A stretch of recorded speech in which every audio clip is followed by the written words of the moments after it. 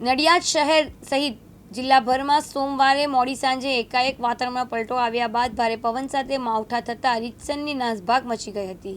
શહેરના મહત્તમ વિસ્તારોમાં હોર્ડિંગ બોર્ડ, વૃક્ષોના ડાખડા ધરાશયી થયા હતા, જેને કારણે અનેક ઠેકાણે વીજળી વાયર પણ તૂટી પડ્યા હતા, જેને કારણે શહેરના પૂર્વ અને પશ્ચિમ વિસ્તારમાં સંપૂર્ણપણે અંધારપટ છવાઈ ગયો હતો। નીચાણવાળા વિસ્તારોમાં પાણી ભરાવાની મુખ્ય માર્ગો ઉપર પણ પાણી ભરાઈ ગયા હતા। મે મહિનાની કાળઝાળ ગરમીમાં માવઠાને કારણે ઠંડક અનુભવાઈ હતી। જોકે પોતાનો તૈયાર થયેલો પાક ધોવાઈ જતા ખેડૂતોમાં ચિંતા મુકાયા છે। સાંજે 6 વાગ્યાના અરસામાં વાતાવરણમાં પલટો આવ્યા બાદ સર્જાયેલી સ્થિતિ રાત્રે 12 વાગ્યા સુધી પણ સામાન્ય થઈ ન હતી। શહેરમાં વંટોળ ફૂંકાયા બાદ ભારે અફરાતફરી મચી ગઈ હતી।